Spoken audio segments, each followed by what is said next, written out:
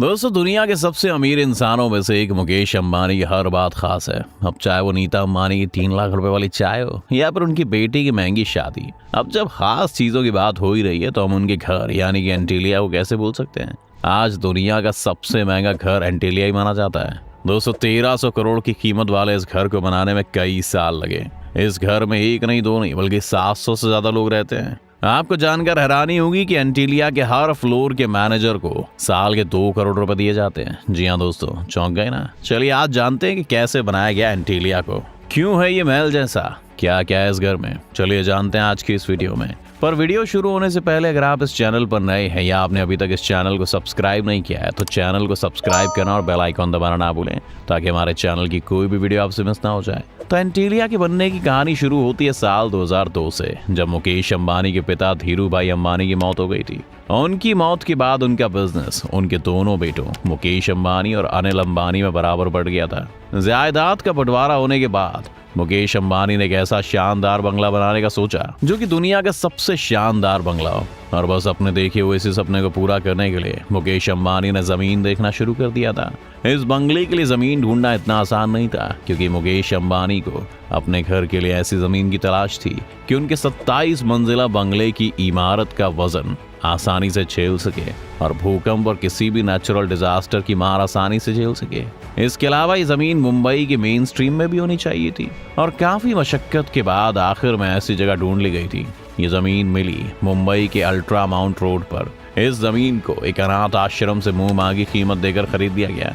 इस जमीन को खरीदने के लिए लगभग 21 करोड़ रुपए दिए गए थे। ये जमीन 4 लाख स्क्वायर मीटर बड़ी थी। जैसे ही जमीन खरीदी गई, इस पर एंटीलिया बनाने का काम शुरू कर दिया गया।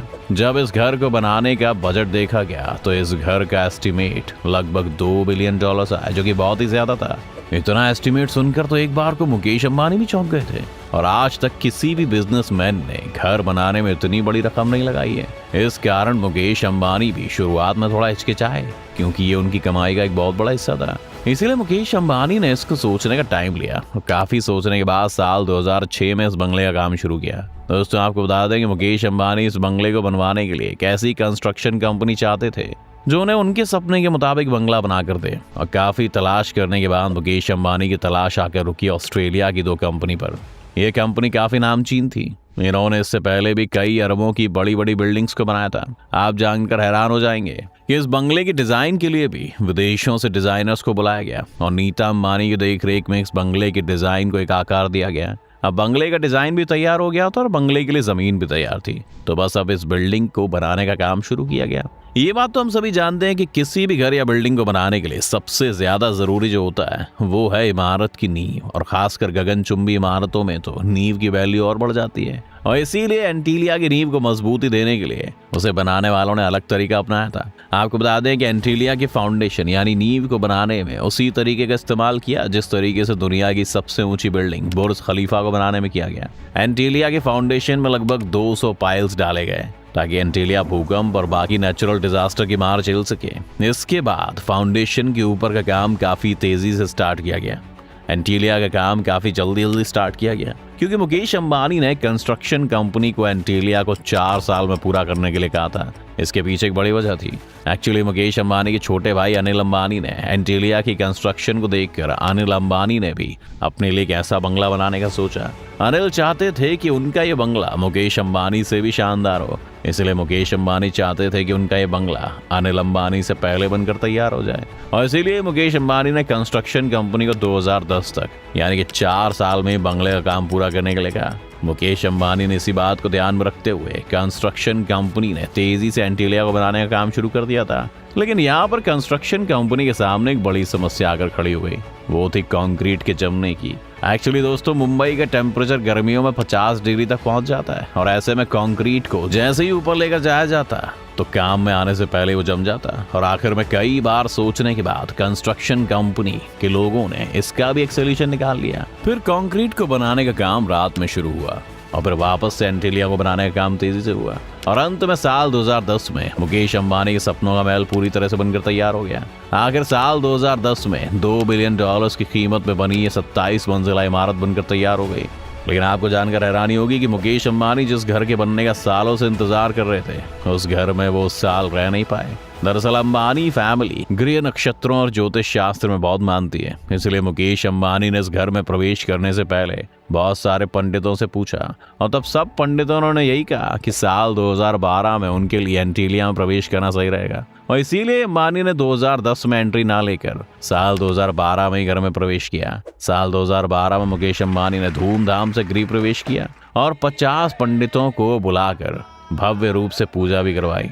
दोस्तों, अभी तक हमने बात की कि आखिर एंटीलिया बनकर कैसे तैयार हुआ। अब हम आपको बताते हैं कि आखिर इस एंटीलिया में क्या क्या सुविधाएं मौजूद हैं। कहने को तो मुकेश अंबानी का पर्सनल घर है, पर इसमें रिलायंस इंडस्ट्रीज के अध्यक्ष मुकेश अंबानी के साथ साथ उनके 600 कर्मचारी और रहते हैं। वैसे तो इसमें कोई ताज्जुब वाली बात नहीं है कि इस बंगले में हर तरह की सुविधा होगी। साथ ही साथ ये घर मॉडर्न फैसिलिटीज से भी लैस है। मुकेश अंबानी के इस बंगले में 3 हेलीपैड हैं। इसके साथ ही एक मंदिर, जिम, प्राइवेट स्पा और एक पर्सनल थिएटर जहां पर 50 लोग बैठकर मूवी देख सकते हैं। प्राइवेट गार्डन है और भी कई ऐसी फैसिलिटीज मौजूद हैं जिनको आम लोग बस सपने में ही सोच सकते हैं। इसके अलावा बंगले में एक 2 मंजिला हेल्थ सेंटर भी मौजूद है। मुकेश अंबानी को गाड़ियों का भी बहुत शौक है और उनके पास करोड़ों की शानदार गाड़ियां हैं और आपको बता दें कि उनके पास 168 गाड़ियां भी हैं। इन गाड़ियों को पार्क करने के लिए उनके इस बिल्डिंग में 7 मंजिला गैराज भी बनाया हुआ है। अब दोस्तों, आप इस बात से खुद ही अंदाजा लगा सकते हैं कि वो बंगला क्या खूब होगा जिसके 7 मंजिल पर सिर्फ करोड़ों की गाड़ियां ही मौजूद हैं। बात अगर करें एंटीलिया के स्टाफ की तो वो ऐसे रहते हैं जैसे 7 स्टार होटल में रह रहे हैं और वो एनी टाइम एसी में रहते हैं। यानी घर 27 मंजिला है और हर फ्लोर पर एक हेड कर्मचारी रहते हैं। आपको बता दें कि इनके हर फ्लोर के एक मैनेजर को 2 करोड़ सालाना मिलते हैं। इससे आप खुद ही अंदाजा लगा सकते हैं कि आखिर किस हद तक इनके स्टाफ को भी मुकेश अंबानी खुश रखते हैं। और दोस्तों, वो कहते हैं ना कि इंसान की इच्छा कभी पूरी नहीं होती है और ऐसा ही हुआ कुछ मुकेश अंबानी के साथ। उन्होंने एंटीलिया बनाकर अपना सपना तो पूरा कर लिया, पर इसके बाद बहुत जल्दी उन्होंने दूसरा सपना भी देख लिया। मुकेश अंबानी अपने लिए एक दूसरा बंगला बनवा रहे हैं। दरअसल मुकेश अंबानी ने लंदन के बकिंगमशायर के स्टॉक पार्क में कुल 300 एकड़ जमीन खरीदी है और इस जमीन पर मुकेश अंबानी ने 600 करोड़ की लागत से 50 बेडरूम वाला बंगला बनवा डाला है और अब अंबानी परिवार अक्सर उस बंगले में रहना चाहता है। तो दोस्तों, ये थी दुनिया के सबसे अमीर घर एंटीलिया के बनने की कहानी। आपको ये वीडियो कैसा लगा हमें हमारे कमेंट सेक्शन में जरूर बताएं। तो दोस्तों, आज की वीडियो में बस इतना ही। उम्मीद है आपको आज की इस वीडियो से काफी कुछ सीखने को मिला होगा।